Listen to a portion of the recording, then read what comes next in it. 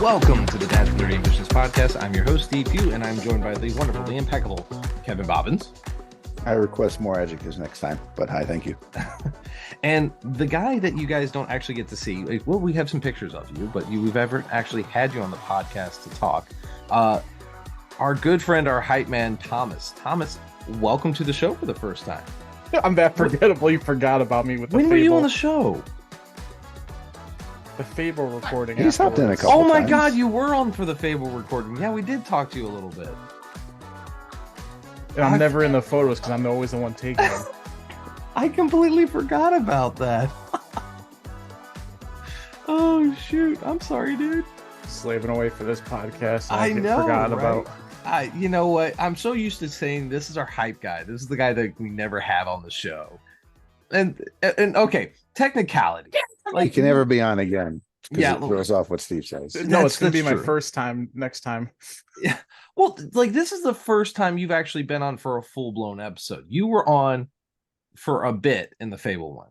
You weren't on for the whole thing. So this one you're going to be on.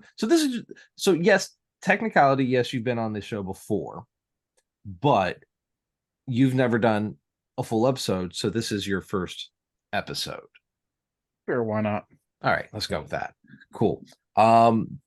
So for those of you who don't know Thomas, Thomas has been a longtime listener and a longtime supporter of the podcast Since day one. Since day one, which is very much appreciated. He's got me beat.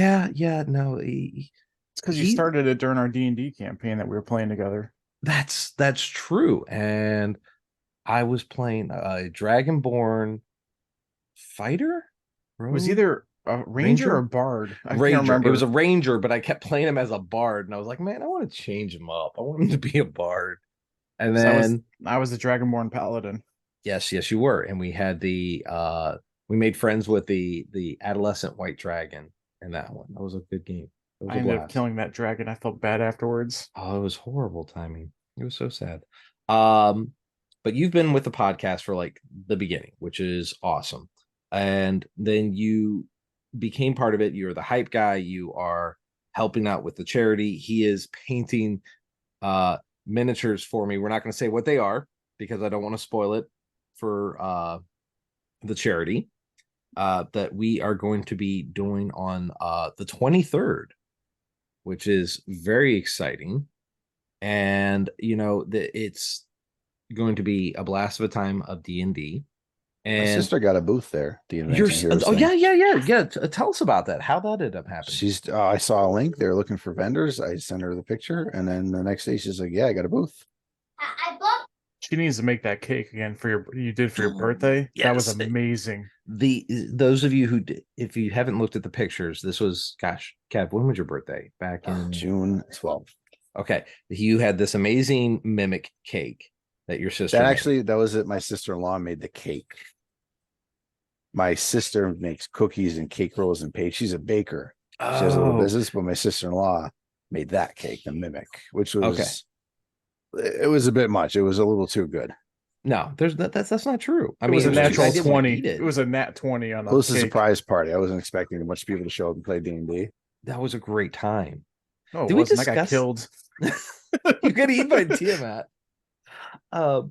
Man, I don't know if we talked about that when in our last episode, Kev, that we did your birthday party back in June. My wife coordinated with Steve here and threw me a surprise party. I wanted to do a virtual reality escape room, and I was actually disappointed that we weren't doing that. We'd had a picnic. I'd have people over. I'm like, everyone leave by 9. I want to go to bed.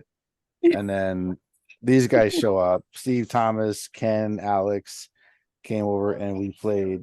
We've been planning a level 21 shot, and I was completely caught off guard. And it was for my birthday.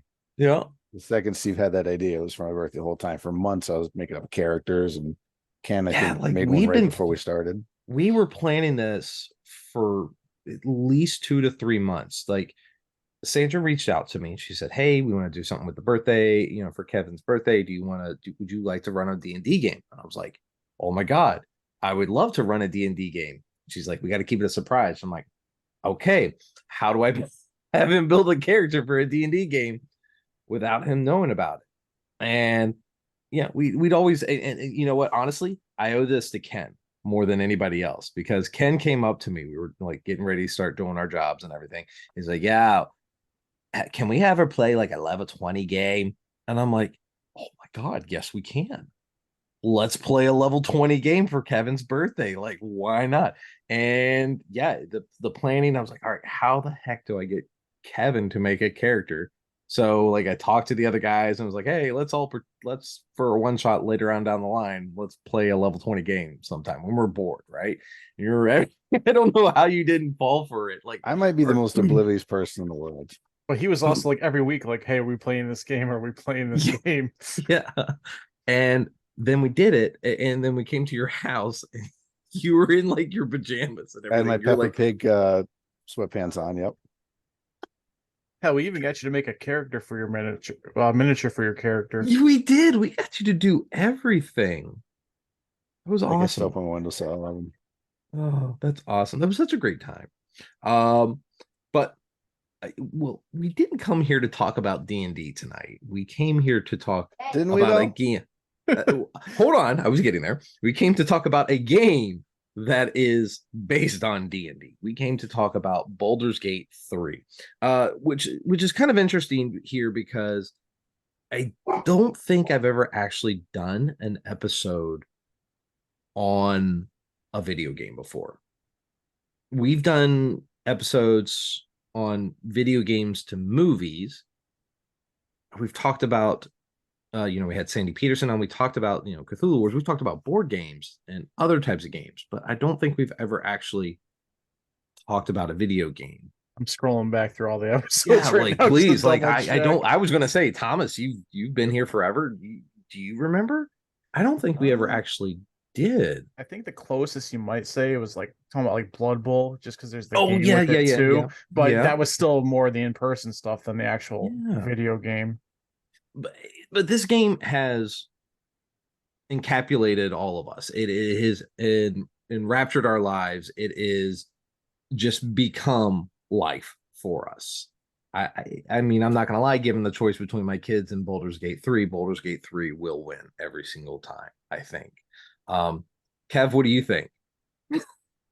I just got my wife and kid a Switch and they're screaming about Mario Kart in the background.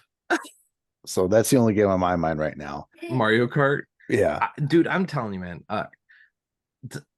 there's I can't even tell you how many hours I've put into this game now. It's over 115. You guys are constantly on. I haven't played it that much for some reason. I'm at At 100. first, I was terrible with the control. I'm still bad with the camera. It's just a different control Bad with game the for me. cleric. I'm bad in general. I'm a bad cleric. I'm at 159.6 hours. It's disgusting how much time we put into this game. And I haven't But beaten the game because I keep making new characters and doing stupid crap. I've made 5 or 6 characters. yeah, so this talks about like I'm working on one singular character right now. I have a couple others I play with you guys. But this game has done stuff that hasn't been done in a long time, and it's the closest game I can see to actually playing D&D. And it's fun. I love everything about it. The company that made it, Larian Studios, they're not a hugely, I don't want to say they're a hugely known name. I mean, like when you think huge known name game company, you think EA, you think Bethesda, you think Bungie, you think Nintendo, uh, Activision, and then there's this for the most part privately owned company called Larian Studios, and they've done I think a grand total of like 6 different games. One or two of them were crowd funded. Divinity, I know, Divinity Original Sin was crowd funded, and then they did Original Sin 2, and then Baldur's Gate, which they've been working on for 6 years.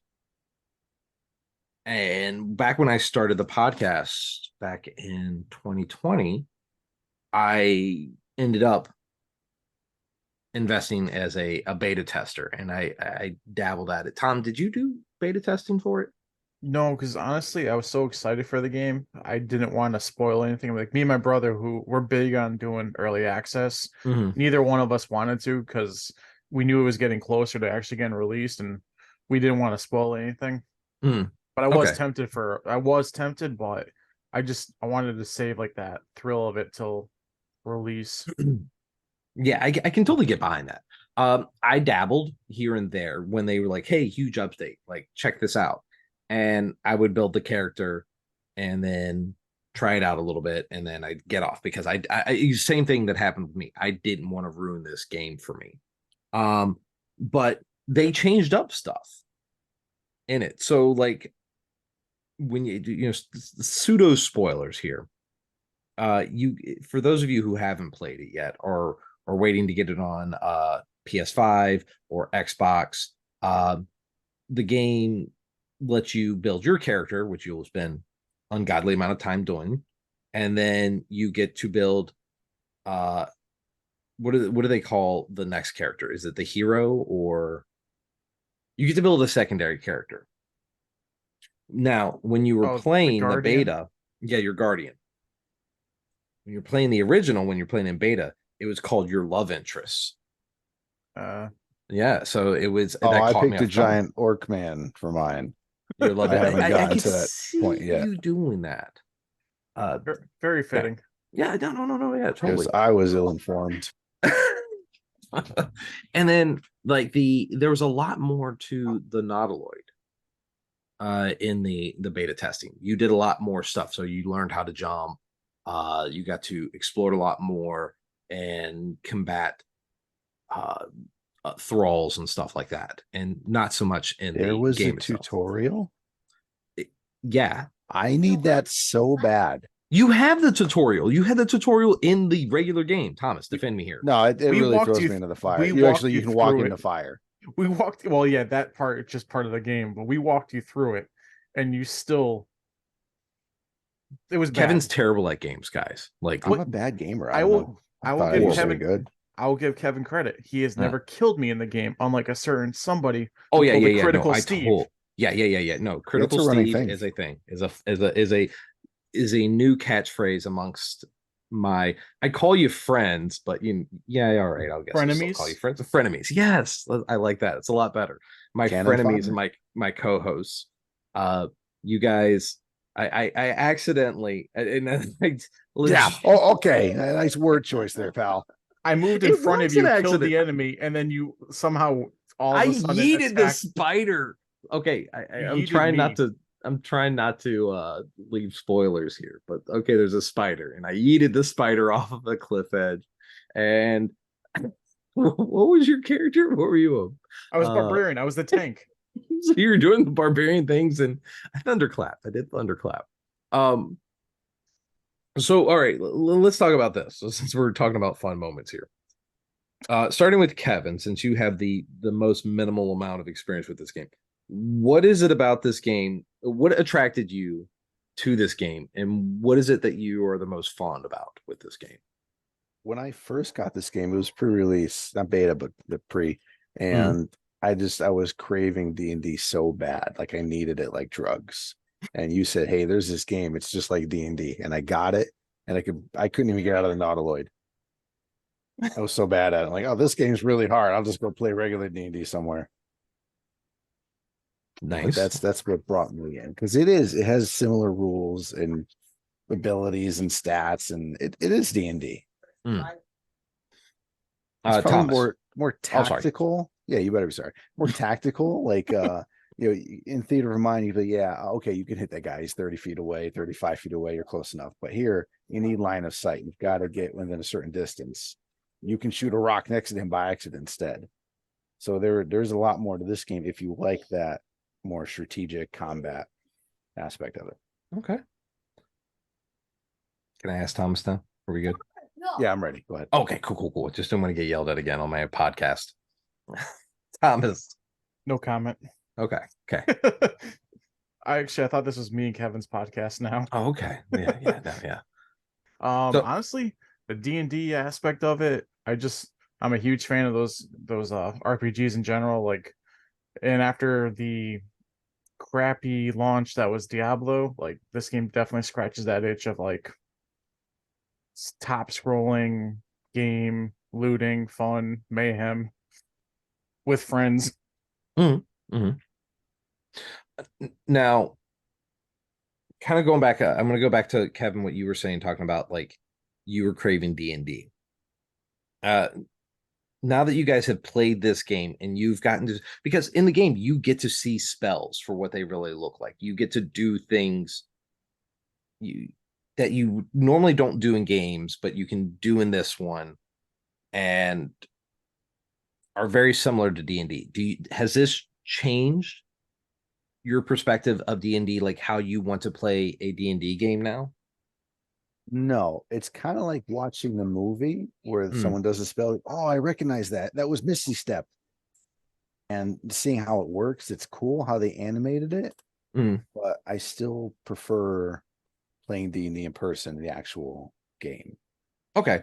So let me put it this way. Like in one of the situations, in some of the situations, you can grab barrels of alcohol or oil You're literally or stealing my example. okay, sorry. Go ahead. Yeah, sorry, Thomas. Go So ahead. I Yeah. was gonna say, yeah, there's barrels of oil that you can take, and no, but you use the grease spell a lot. Use thunderclap. You send Thomas off a cliff. That is a hilarious thing that will happen in a real D&D game, and it gets that right, which is amazing that they did that. I have never used the grease spell. I'm going to be absolutely honest. Never found it Every practical. character I have from now on will have it. But that's the thing. You've changed. You did change. All right, Thomas, now that I proved him a hypocrite, go ahead. Honest, honestly, just especially like my barbarian, because that's always been one of my favorite, always been the tanky class. Mhm. I'll be picking up a lot more things and throwing them, be it people, potions, objects. Yes. I'm throwing a lot more people. I'm changing stuff about how I DM. Like there was things in there. Like I've seen loopholes where people are like, "Oh, I'm dipping." Like now there's certain things I won't take. Like the dipping your sword in a candle. I I can't justify you lighting your It's if you're like, fantasy. "All right, I take some oil and put it on my sword and then I dip it in a candle." All right, fine. But just like straight up candle. And I understand there are certain aspects about D&D that you can't put into a game, and so they had to alter stuff. So you don't really get to see the rolls for attacks, but the critical hits and the critical failures, the nat 20s and nat ones, they put those into skill checks, which is not typical in the general basis for D&D games. But rule of cool when it comes to whoever's DMing. So Larian Studios is the DM. They're telling the story. We're players that are helping with the story. And they say nat 20s and nat ones and skill checks as our critical successes and failures. I don't have a problem with it, but the whole throwing stuff, I want to see more people throw crap at my monsters now, Actually, which to opens that a point, yeah, new players like my wife, she's kind of getting into the game, yeah. and we play a game, and I'll DM a little scene for her, and like, all right, what do you want to do? And she's like, what can I do? I'm like, anything, but without having experienced it, you don't know. I can pick up this chair and throw it. I can open this door. I can punch something in the face. This gives you tangible things you can click on and options you can do with them to expand your imagination to translate to the game. So, okay, I can dip my sword in this oil and let it on fire. Now I have a flaming sword. You would never have considered that probably just playing it as a new player. So this Now, is a great job of opening that for new people. I was going to say, if somebody says, "Hey, I want to play D&D," do you say, "All right, come play D&D," or would you say, "Go play Baldur's Gate"? Come play D&D. Okay, still come to play D&D, Absolutely. but this is a great training source and a source of entertainment when you want to play D&D by yourself. A different medium if you Mhm. can't get a group together. If it is very Dragon Age-esque to me, micromanage me kind of with moving gear around between characters. You can command a whole team and you get a camp and everything. And so I think more of it like like an RPG than a TTRPG. Mm. But yeah, still it's a great cousin to the tabletop role-playing game that is Dungeons and Dragons. Yeah. Now, Thomas, you brought up an interesting point too. You brought up Diablo, Mhm. uh, which I don't want to say I'm a huge fan of. I did enjoy it a little bit, but I think honestly, I leaned more towards. Again, it's Baldur's Gate, but it's Dark Alliance, which was on PS2, I think at the time. Baldur's Gate, Yeah, it Dark was Alliance was definitely on PS2. Well, yeah, Dark probably on the Alliance and Dark computer Alliance too, 2. but Yeah, but I leaned more towards those, which weren't made by Larian Studios, by the way. Um, they, it was all the same concept. Diablo definitely, Blizzard in general has a really negative reputation right now.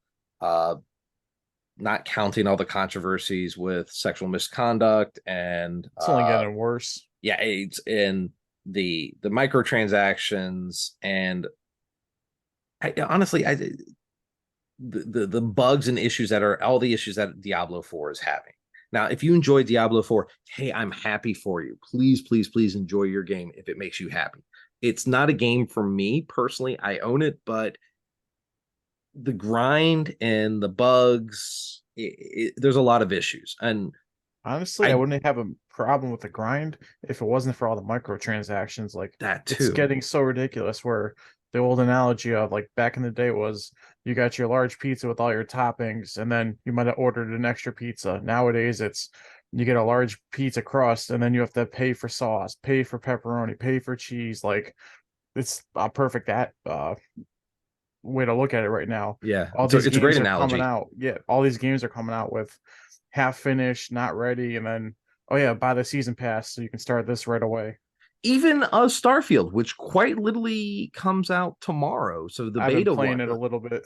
yeah, if you pre-ordered it, but they have they've already said, hey, we have DLC that you can pay for now. So they're already telling you the game is not complete. And there's already been tons of bugs.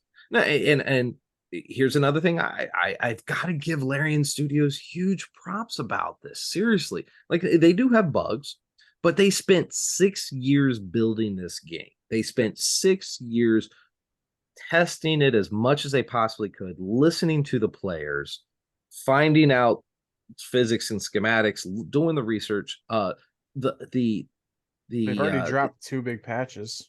yeah, but the issues that they had minimal comparatively, and Oh, agreed. And they listen to their audience. Like that's the thing is that the very patching, much so. like people complain like, hey, this is not working. Like they're fixing it right away. Like they're definitely probably the most pro consumer I've seen a gaming company in a long time. Well, the owner and of Larian Studios. I wish I knew his name right now. I apologize, I can't think of his name.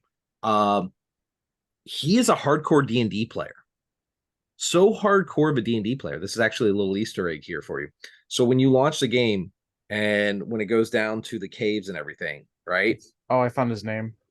Okay, what is it? Sven Vicky Okay, Vinky. I'm not going to slaughter his name, so we're going to call him Sven. I'm Sven used to here.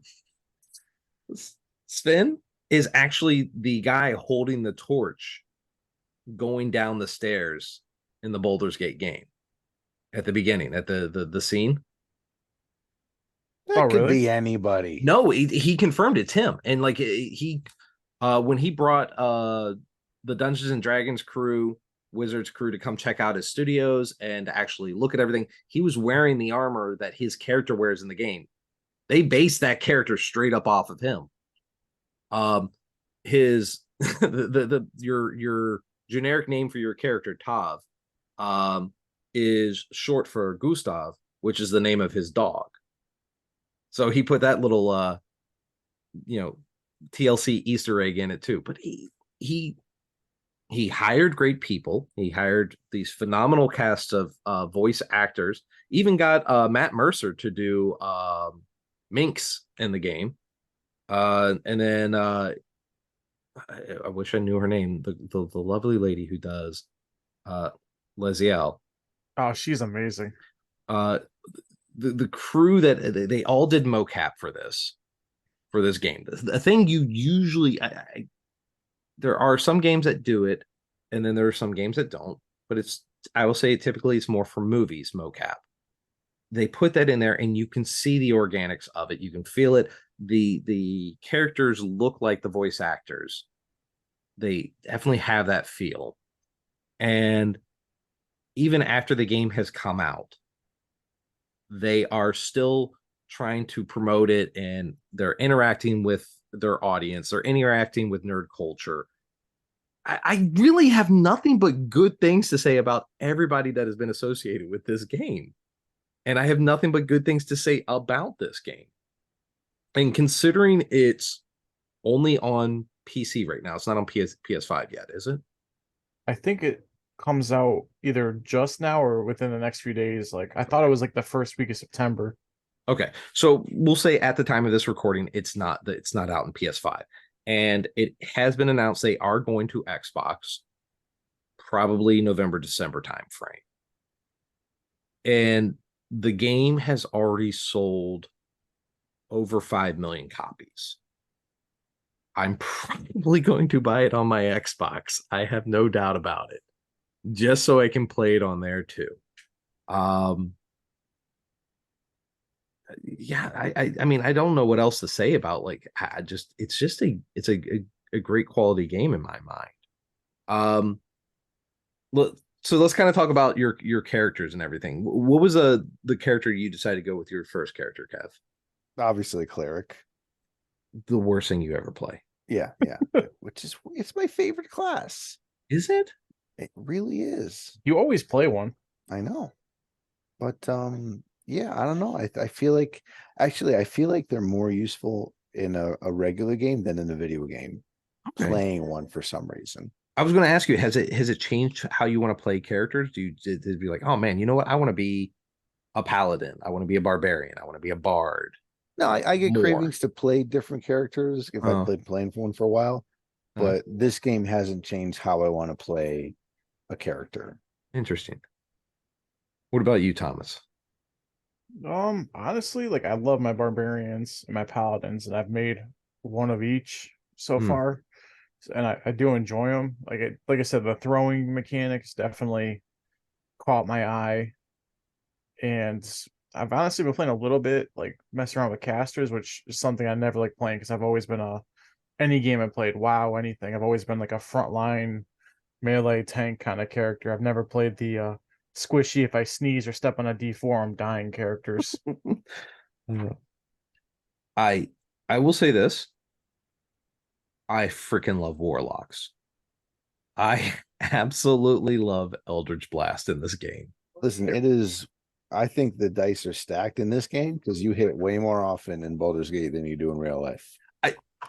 I feel like clerics also miss a lot more in this game. They say the Sacred Flame is useless. Sacred Flame is absolutely useless. Or maybe it's the what circle did you go? No, circle's druids. What is clerics? They try to put you off as trickery to start with. Yeah. So maybe because Shadowheart is I changed her to light, and she does better with Sacred Flame in my game. It's just a deck save. I know, but maybe I did something different. I don't know. Yeah, no, I will say and here's another thing as a DM.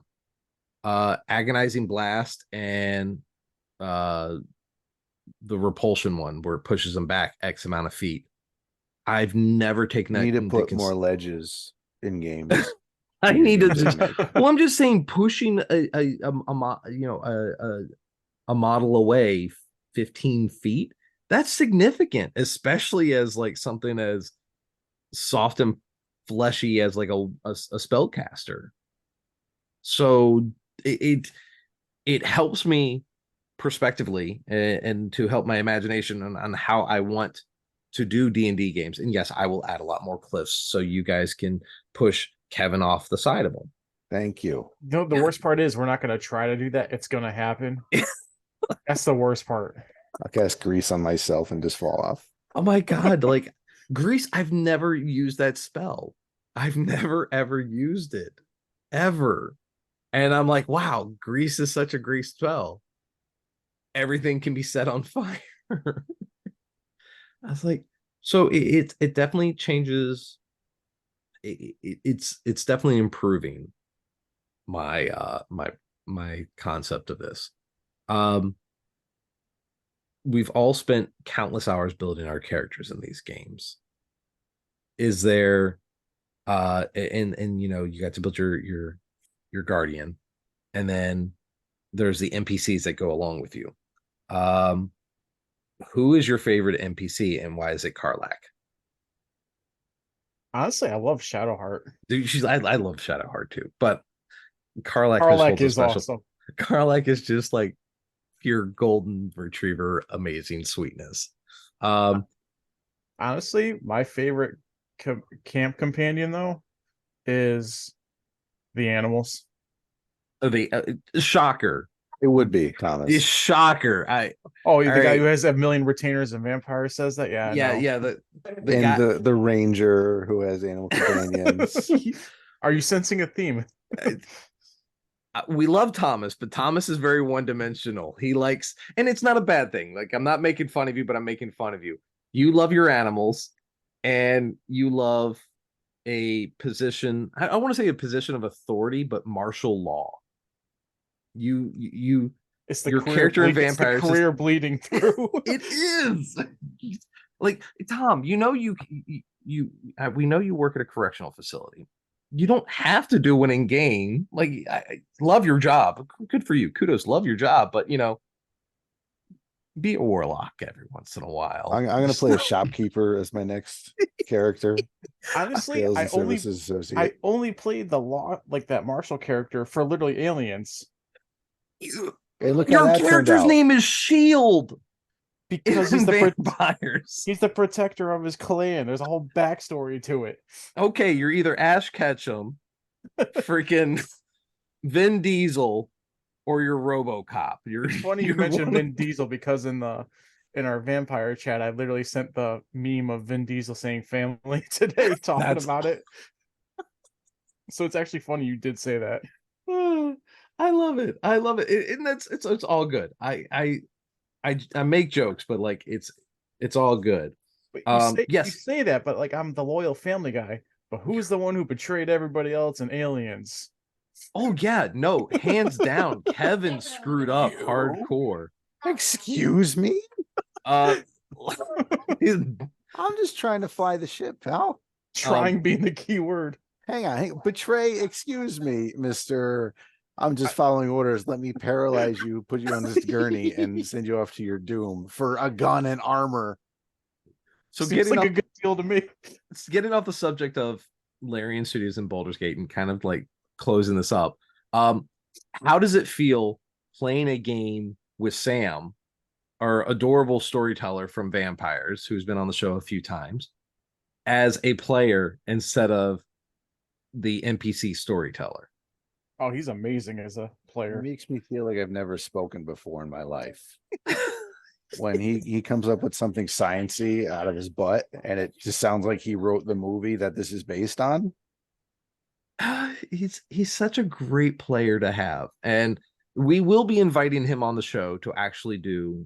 So I know Kevin, we talked about some of the stuff we were going to do recorded D&D sessions again. Sam is definitely going to be one of the characters on there, as well as amazing. Oh, right, it's going to be amazing. And as well as we're going to bring Tina on board, not the owner of Fable, everybody's favorite former warlock slash what is her character now? Pippin. What is he? She's Pippin's a cleric, actually. Cleric. Pippin a cleric? Oh, that's right. Yes. Why wouldn't Pippin be a bard? But he's not. He's a cleric. Honestly, she presented him as a bard, so I was totally thrown off. So she is on board to do it as well, and she's an amazing player too.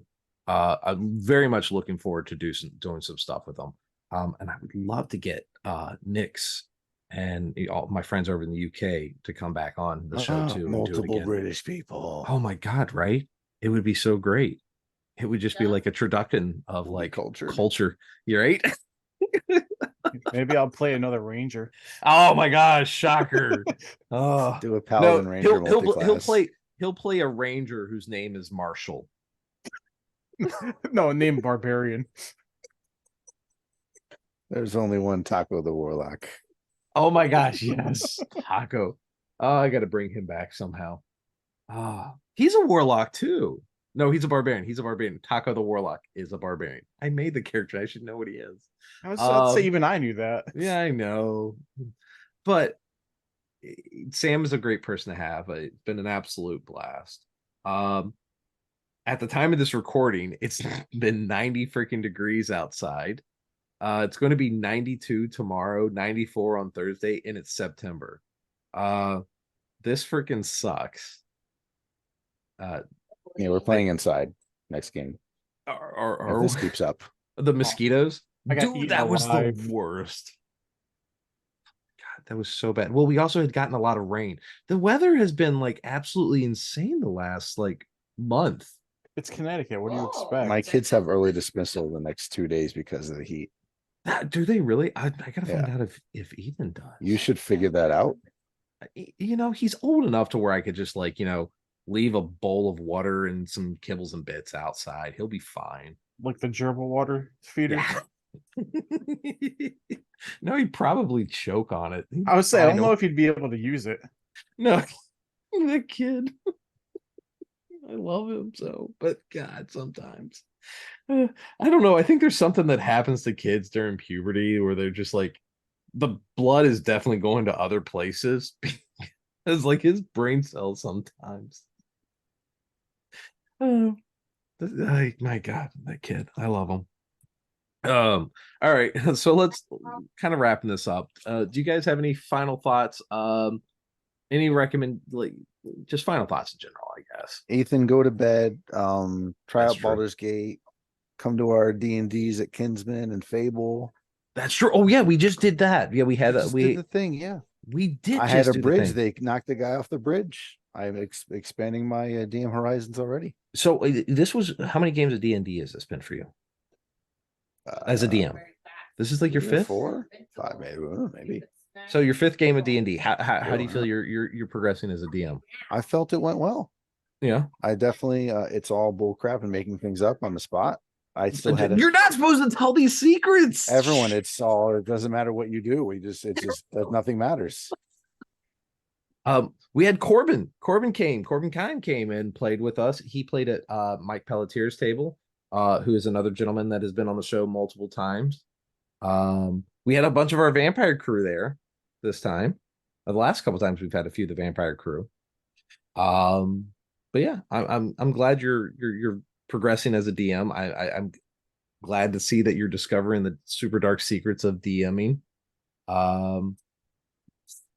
It's all lies. Yes, it is. It's all lies. It's I'd usually just write goblin or in question marks around it, or mimic question mark.